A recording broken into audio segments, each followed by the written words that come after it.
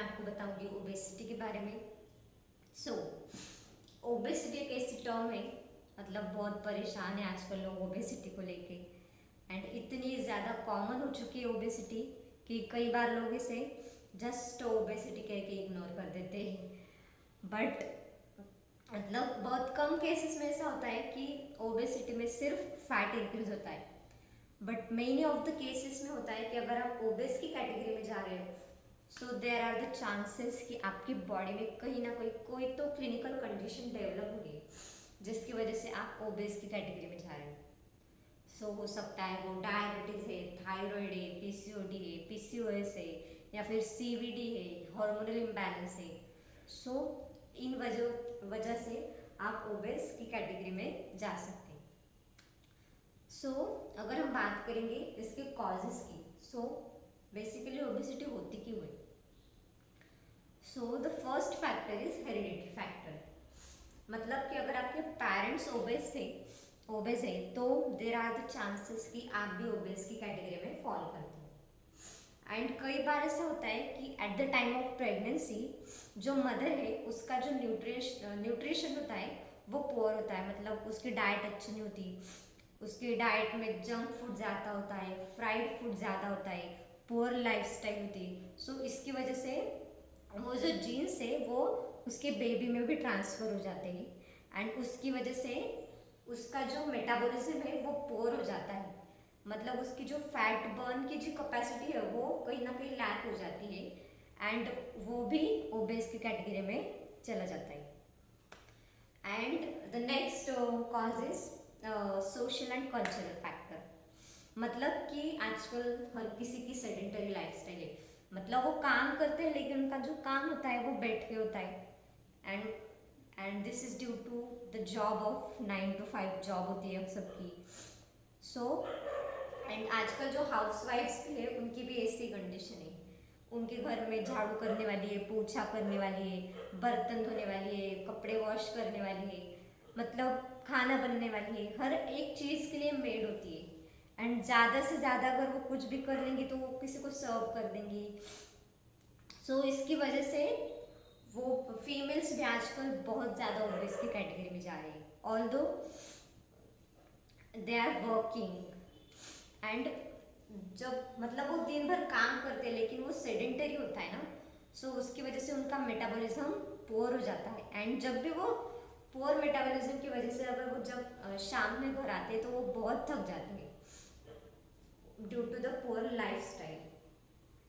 So the next thing is age. So जो age है हमारी, एज के हिसाब से हमारा वेट बढ़ता है।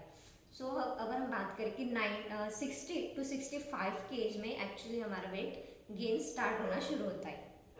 बट आजकल तो वेट गेन अडल्ट्स में एंड चिल्ड्रंस में भी बहुत कॉमन है due to poor life style and poor diet. कोई बहुत बाहर का खा लेते हैं कुछ भी, एंड वर्किंग नहीं है, बिल्कुल भी फिजिकल एक्टिविटी नहीं है।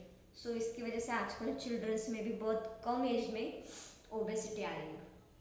And the next thing is metabolic disorders, जैसे कि हो गया पीसीओडी, थायराइड, डायबिटीज़। सो इन सारी कंडीशंस की वजह से भी ओबेस हो सकते हैं। And the next thing is sleep. Proper sleep नहीं है किसी के भी। आजकल सब किसी का काम 10 बजे ख़त्म होता है, किसी का 11 बजे, किसी का 2 बजे तक चलता है। तो उसकी वजह से क्या होता है कि रात में जो हमारी बॉडी की ना फैट बर्निंग जो प्रोसेस होती है वो चालू होती है। एंड हमारी जब स्लीप डिस्टर्ब हो जाती है ना तो वो साइकिल कहीं ना कहीं डिस्टर्ब हो जाती है एंड उसी की वजह से हमारे जो फैट है ना वो बर्न नहीं होते। And the next is sedentary lifestyle, मतलब physical eating and physical activity मतलब बहुत ज़्यादा डिस्टर्ब हो चुकी है आजकल। एंड अब हम बात करेंगे इसके डाइट मैनेजमेंट के ऊपर। सो ओबेसिटी में जो सबसे पहली चीज़ होती है वो होती है कि आप अपनी डाइट में फ्राइड फूड को बिल्कुल कट डाउन कर दीजिए। उसकी जगह पे आप स्टीम या फिर बेक खाना खाइए। एंड उसके लिए आप आप मार्केट में आजकल कई सारे non stick pan and cookwares आते हैं, वो यूज़ कर सकते हैं जिसमें कोई ऑयल की रिक्वायरमेंट नहीं होती है। एंड जो नेक्स्ट थिंग है वो है कि आप अगर चाइनीज़ खाते हो तो मेक श्योर कि आप उसे 15 दिन में एक बार खाइए, वीकली बेसिस पर बिल्कुल ना खाइए, क्योंकि उसमें जो होता है वो सॉल्ट का इंटेक बहुत ज़्यादा होता है, सॉल्ट की मात्रा बहुत ज़्यादा होती है एंड उसकी वजह से भी कई बार वेट रिड्यूस नहीं होता एंड प्लस उसमें विनेगर होता है। सो इसलिए मेक श्योर कि आप अगर चाइनीज़ खाते हो तो उसे 15 दिन में एक बार खाइए, वीकली बेसिस पे बिल्कुल मत लीजिए। एंड जो नेक्स्ट थिंग है वो होती है शुगर इनटेक। अगर आप शुगर की मात्रा अगर आपकी डाइट में ज़्यादा है तो भी आपकी जो वेट है वो रिड्यूस नहीं होता। उसकी वजह से होता है कि एक्स्ट्रा कैलोरीज हमारी बॉडी में आ जाती है एंड फिर वो जाके हमारे एडिपोज टिश्यूज में स्टोर हो जाती है। एंड मेक श्योर कि अगर आप कॉफ़ी या टी भी लेते हो तो वो भी अनस्वीटेड होनी चाहिए, उसमें भी कोई शुगर नहीं होनी चाहिए। एंड जो नेक्स्ट थिंग है वो है कि अगर आपकी डाइट में पानी का इंटेक कम है तो आप उसे इंक्रीज कीजिए। आपकी डाइट में पानी का जो इंटेक है वो 3 से 4 लीटर होना चाहिए, but as per your diet. मतलब अगर आपने कोई स्मूदी ले ली या फिर जूस ले लिया या फिर कोई सूप ले लिया तो उसके हिसाब से आप अपनी वाटर इंटेक को डिसाइड कर सकते हो। And the next thing is have a protein and fibre rich diet. मतलब आप अपनी डाइट में protein and fibre rich food को ऐड कीजिए, जो उसकी वजह से होगा क्या कि आपका पेट बहुत जल्दी भर जाएगा एंड आपको कोई एक्स्ट्रा मंचिंग नहीं होगी।